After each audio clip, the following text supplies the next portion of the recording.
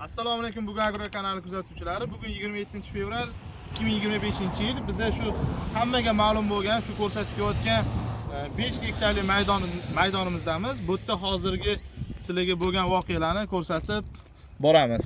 Bu joyimizda sizlarga aytgandek, shu namunaga 6 qatorimizni xuddi shu uslubda ekkandik. 3 qatorli sistema qilib ekilgandi va qolganlari shu o'zimizni bilgan uslubda turpoqga ko'mib qilgandik. Hozir bu yerda sizlarga ko'rsatsak, biz mana shunaqa qilib streytilni ishlatiladigan bazalt ankeriga biz qotirib chiqqandik. Mana buni tortaman desangiz kuchingiz yetmasdi.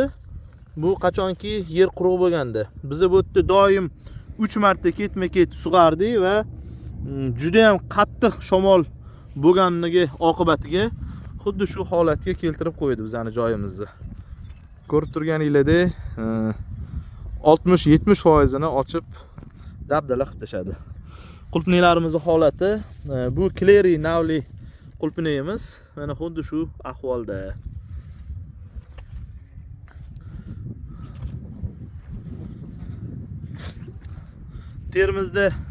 Termiz tumanida juda ham qattiq shamol kuzatilar ekan. U doimiy emas. 30 kun, 50 kunda bir atrofida bir shunaqa shamol bo'lib turar ekan.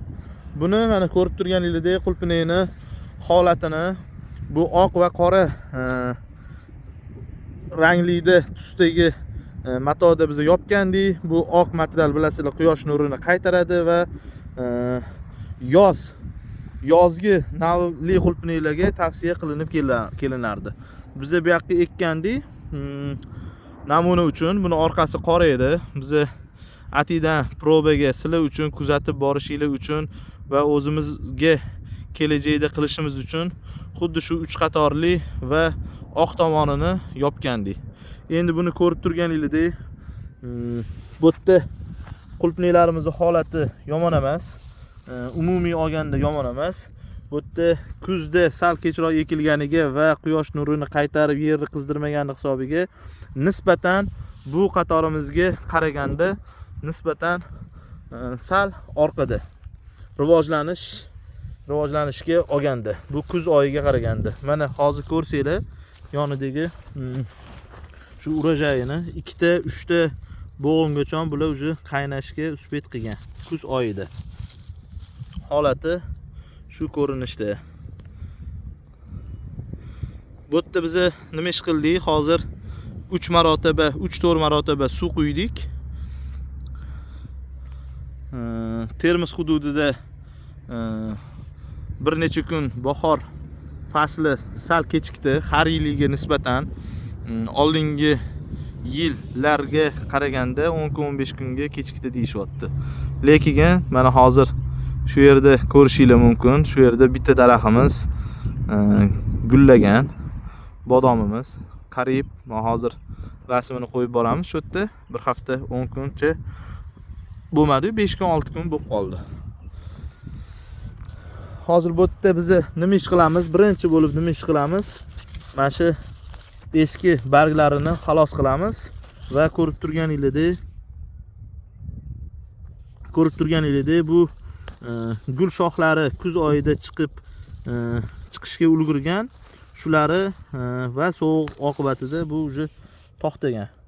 Shularni biz mana xuddi shu tariqa tegidan yulib xalos qilib tashlaymiz. Sababi bular bizga deyarli yaxshi hosil bermaydi hisob. Bularni sovuq urgan, to'g'ri, orasidagi maydalari ko'rib turganingizdek gullashga kelyapti.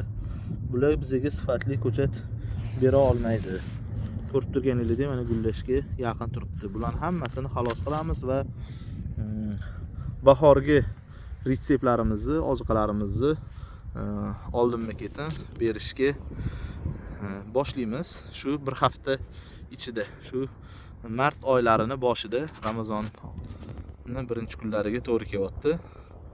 Ob-havolarimiz ham ochilib ketyapti. Bu joylarimizni boshqatalab tiklaymiz. Ma'lumot uchun bu joyimiz qariyb 5 gektarga yaqin. Har bitta joyini sizlarga qiziq bo'lgan bo'lsa, video lavha qilib tayyorlab borishga harakat qilamiz.